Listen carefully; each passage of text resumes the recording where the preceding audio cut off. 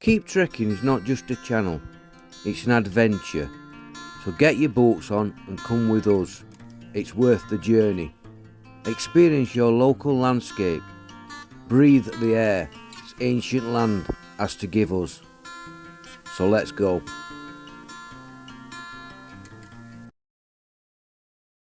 Scarborough is one of the most impressive bays in all north of England. It's famous for its views out to sea, its fantastic harbour and its grand hotel, but it's famous for one thing more than anything else, and that's its castle, which we're going to see shortly. Welcome to Keep Trekking. Welcome back if there's been a four. Come on, Summer, jumping lads. I'm back! This is Mika, by the way, Summer's friend. Today we're going to have a wee tour around a castle. Yes. A castle? A castle? A coastal Is it castle. Castle? Or, Castle. Or a big house? Big house with ramparts. Big house with ramparts. Yeah, today we're in Scarborough. This castle's built on an outcrop way above the town of Scarborough. It's very old and it's 12th century. As we make our way up the long climb towards the castle at the top, we have to stop and wonder and look across the views of the harbour, which is absolutely fantastic. Beautiful scenery. It is a long way up to the castle, but well worth the trip. So, now we've got rid of the girls. They've gone to the beach. I think they're about going swimming or something, aren't they? Yes. Swimming in North Sea. They're brave. They're brave. No good. So walking up to the castle, we're going to go in castle. It's English heritage. So hopefully learn a bit of history about this place. It was a royal castle built in the 12th century. So when we get there we'll find some history and we'll let you know some stuff. Another stunning summer's day. Yes. Beautiful. We've only got a short climb to go. We see the first views of the castle, but we keep walking up and the castle becomes more in view. Amazing gatehouse. So the gates are locked at the moment. It opens at 10 o'clock. We've got about 15 minutes to wait before we can go in. Castle was fortified here at Scarborough in the 12th century. I'll tell you more history about that in a bit further on in the video. But it was last defended in 1745 when the Jacobites came south. So this would have been a government garrison, I should have thought. As you can see, all the stonework is a bit weathered these days, and that'll be the sea air, no doubt. What an impressive structure. Can't wait to get inside. As you can see, gates are still locked, as Phil's taking a few photographs, as he does, for his Facebook page. Please check us out on Facebook under the same name as Keep Trekking. As we wait for the gates to open, I pan round on the outer wall. It certainly must have been one impressive castle back in its day, but it's certainly impressive in the 21st century.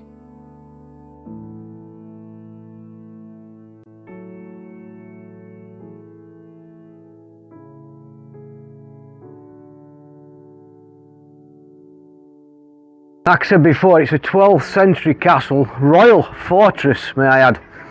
It comprises of an old Roman signal station somewhere in here. So we'll try and find the remains of that. And a little bit more history as we go. But it's a very old castle, as you can see. And I love touching history.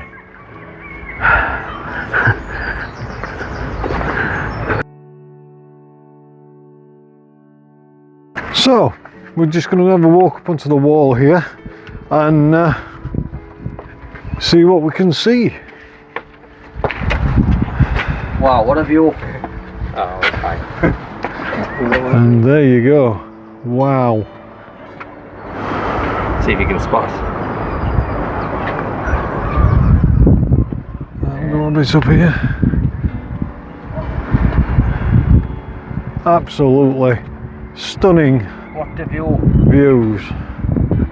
That's North Bay, ain't it? Yeah. North See, Bay, you'll be able to see ships coming in from miles there. yeah, the North Bay of Scarborough there. With fantastic views of North Sea. North Sea and yeah, beautiful.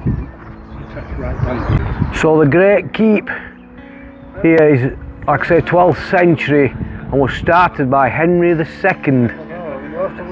It's one massive structure. Cool. Alright. This royal fortress here at Scarborough. The centrepiece really of Scarborough Castle. It was immense in its day.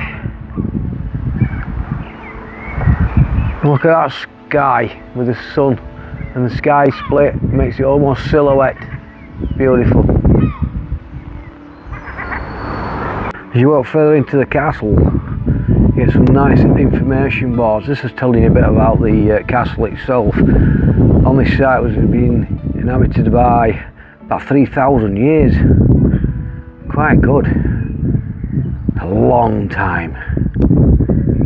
And that's very important, as well as the harbour down below. Also served. And as you come round, you get to the Roman period, and the Imperial Frontier. I was saying about that signal station not long back. 1,600 years ago, the 4th century. Now that's some time ago. Quite impressive, really. And as you come round, you get to the royal castle.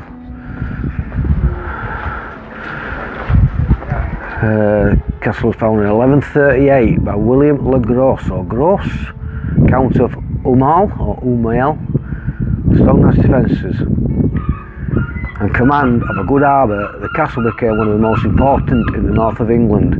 Its buildings were developed at an impressive scale by several English kings, and their ruins are fascinating to explore. There's some bit of history. If you want to read that, pause the video and read it. Quite a bit there. Quite impressive.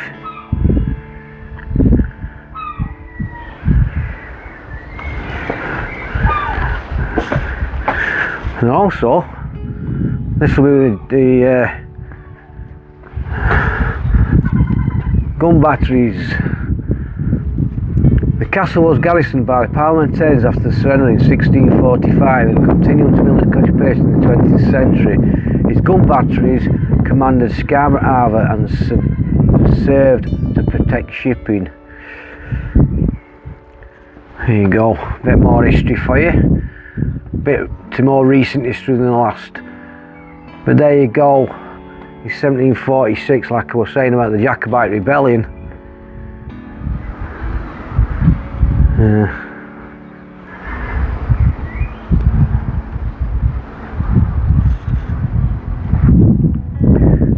bit more, there you go. Let's continue with this tour of the castle. Also, if you wanted to come, you can actually get an audio guide from the shop at the entrance where you pay to get in, and you can also find your history as you're walking around, which I think is really good.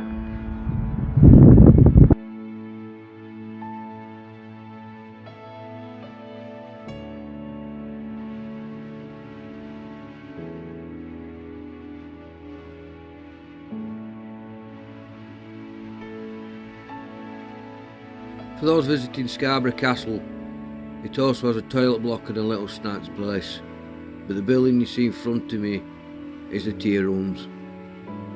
Before the castle, there's a Bronze Age settlement up here, and what I'm panning around now is the location of where that settlement was.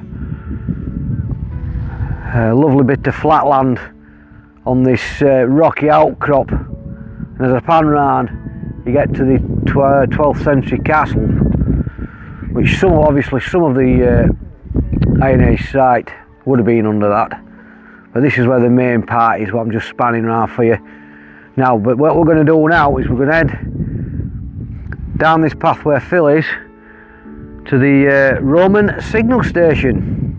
See what remains of that. Do you know, What? it's illegal, you know, What is? passing a bench without sitting on it. Let's sit on it then. Yeah. That's enough. Yep. The Roman signal station is a 4th century construction. It was one of a coastal chain to watch out for sea raiders. Over time it was extended to around 50 feet square and approximately 100 feet high. All this construction took place in the later Roman period of the occupation of Britain.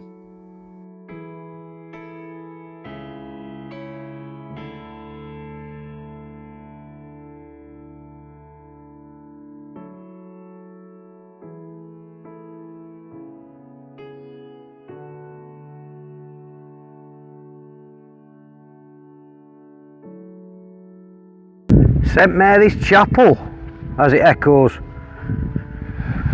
First built around 1000 AD, rebuilt in the 12th century, again in the 14th century. It stands in the ruins of the old Roman signal station, which was built about 370 AD to give warning of Anglo-Saxon raiders.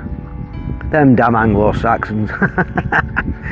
Before this, the headland was occupied about 500 years BC by Iron Age settlers from the Low Countries of the Rhineland. So that's Germany, isn't it? Yeah. Them Germans. Them Germans, they got everywhere. That's, you can see inside that. Doubt it very much, it's a bit dark. Now inside the inner bailey of the castle. Obviously still 12th century, but I think it was built just after really. The keep is slightly older. It's probably one of the oldest buildings within the castle, and then they built the outer wall. As you can see, the weather really has taken its toll on this wall. We're so high up above the North Sea. This is a bit more weathered than most castles, to be fair. But this is where all the craftsmen did their work, like carpenters, and you had your kitchens and all your other craftsmen, or women, but mainly men, did their work. As enter the keep, you can't but wonder what it must have been like all those years ago when this was under occupation. All the dancing, the feasting, the entertaining royalty. It must have been one place of bubbling activity.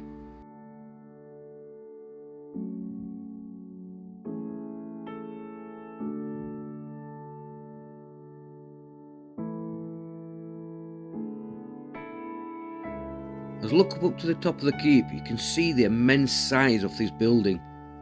Oh, it must have been one amazing place to live. But as most castles are, it must have been a very cold place too.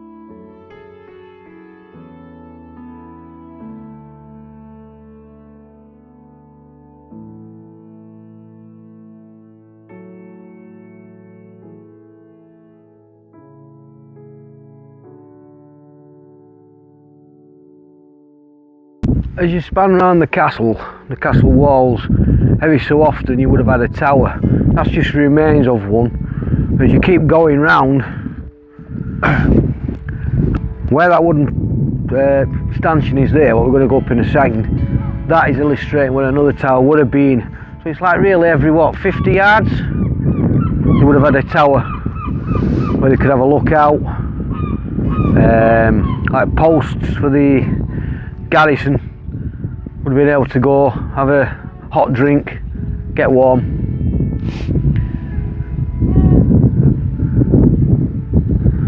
But the 360 views up here are immense. To look all the way down that way, heading south, and then obviously the town panorama, we've already seen the views. That way is heading north. As you keep going, you come to Bonnie, Scotland. Come to one of the most important parts of the castle is its well, it's its water source. When these castles was under siege, they had to drink, they had to get the water from somewhere. And this is in the inner bay, but I wouldn't like to think how deep that is. But that goes a long way down, further than I can see.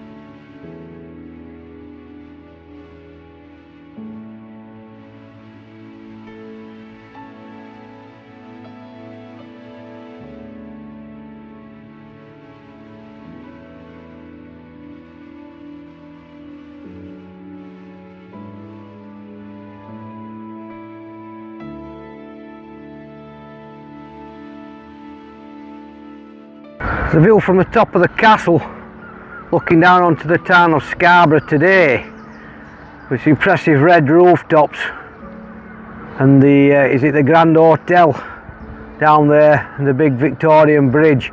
So I'm panning round, going down the coast. You can see down into the harbour. Now that's what it looks like today. But in the 1300s, it would have looked quite different. It's an artist's impression. Now you see the castle walls are still built on full strength, and the old houses that would have stood.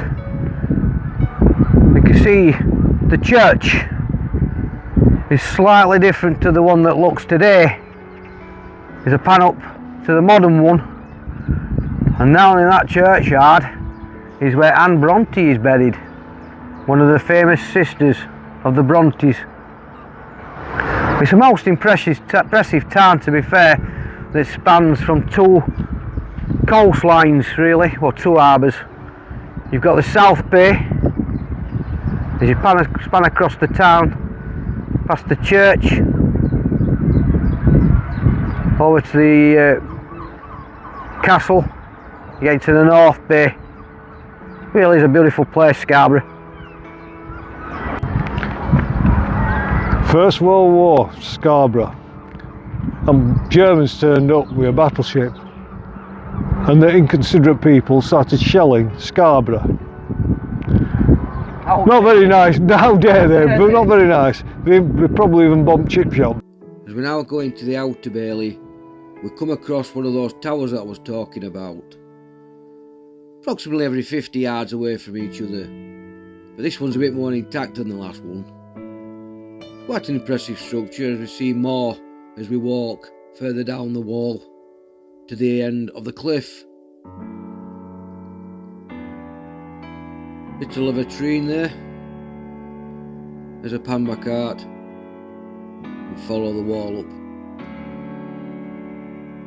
It's impressive nonetheless, as we look back towards the keep in the inner bailey.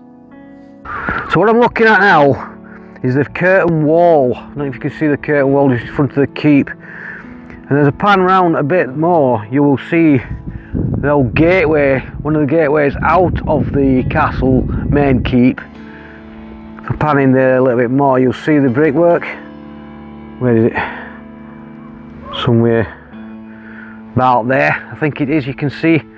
Now, just to the side of me, what we're going to see in a minute is the King's Hall, but you can't see it for the grass, but I'll show you in a second where it is and what it looks like today. This is what it looks like in the 14th century. As you can see the keep and the curtain wall, and then you can see the remains where that gatehouse is that I've just showed you. But where we're going now is going to have a look at the King's Hall, but this is an illustration of the 14th century, and that's what that looks like today.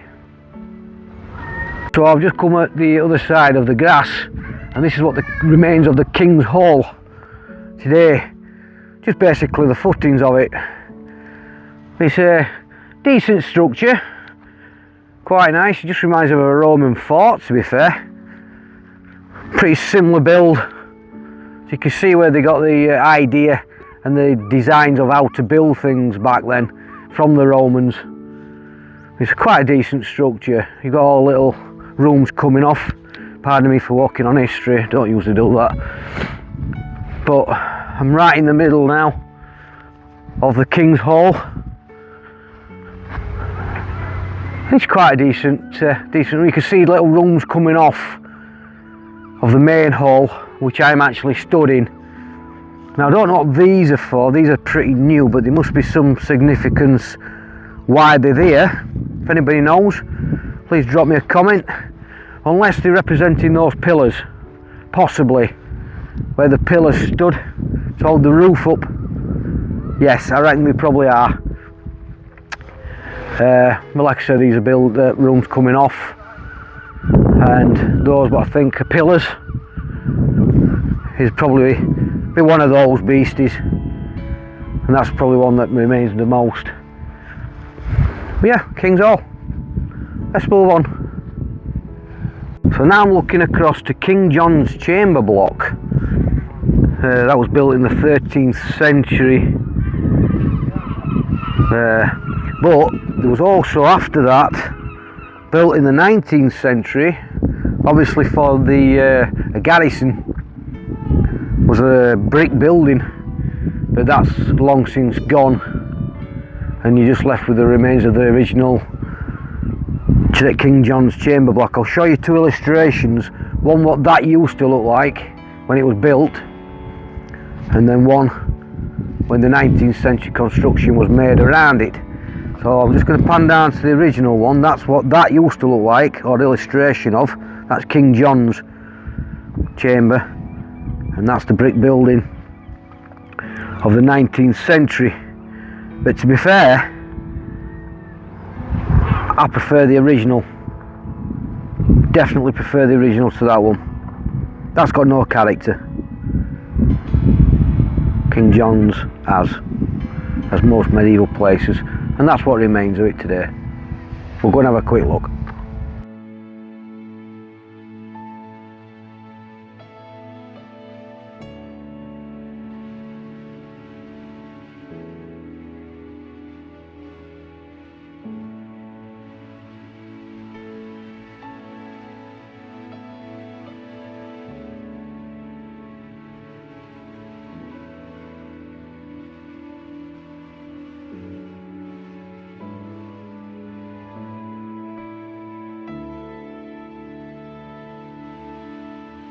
I'm now inside King John's chambers,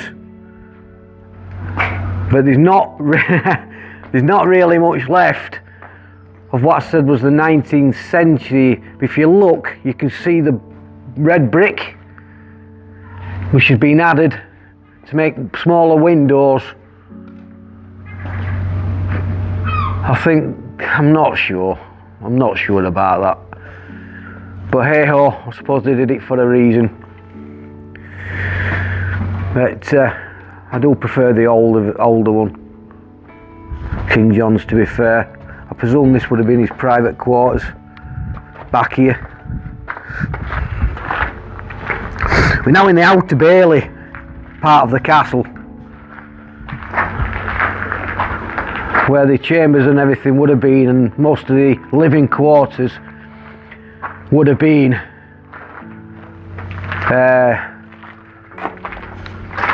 But you had an Outer Bailey and an Inner Bailey. The Outer Bailey, is, like I said, is where most of the living quarters would have been, and inside that curtain wall is the Inner Bailey. Now if this got taken or was under siege, they would all retreat into the Inner Bailey, which would have been more safe. And then if the last resort that got taken, they would have all retreated into the keep. And obviously if that was taken, end of story really. But it's a very large castle with not many remains as such. I should imagine a lot of the buildings were still wooden, and just the main buildings were stone. But it's beautiful nonetheless, like most castles are, all castles are. You see how far the curtain wall drops, and it drops down into the very edge of the rocks. Down there, we'll have a quick look and then see how we go.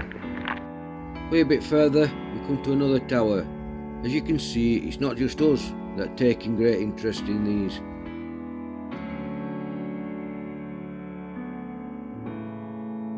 The last remaining tower before the wall drops away towards the cliff edge. I pan round, look at the view over the bay. Truly fantastic on this gorgeous summer day.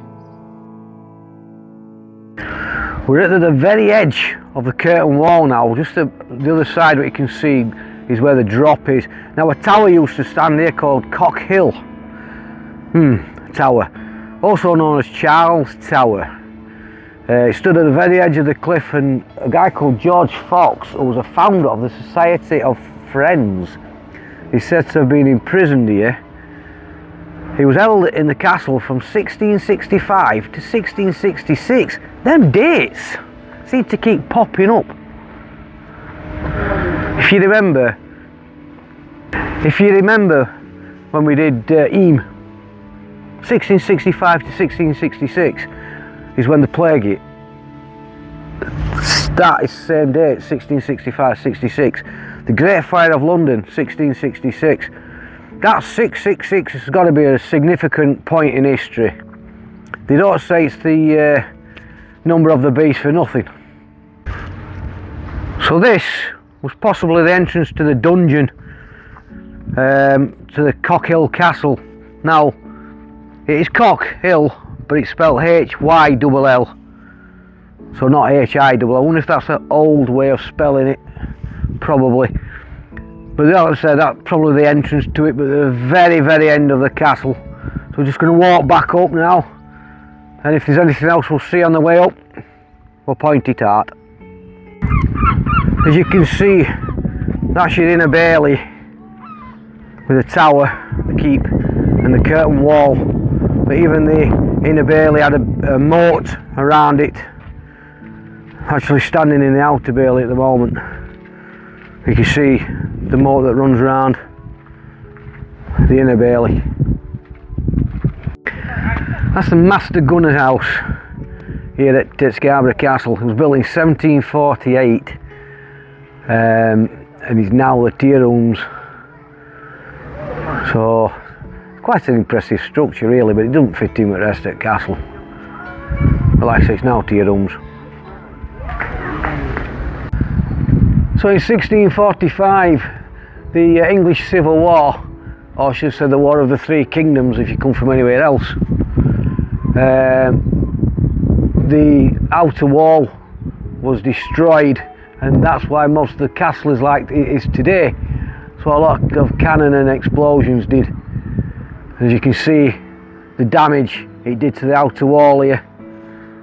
On the, it's the west wall. It's completely destroyed really. That's the English Civil War for you. Mr. Cromwell's guys, no doubt. That was Scarborough Castle. Thank you very much for watching. Thank you very much for coming on this weird tour with us. Yep. We're going to leave the castle now. We're going to go and get some scran down in the town. So, J-Art. Hello. Keep trekking. Trek on. Till next time. Take care of yourselves. Impressive. See you later.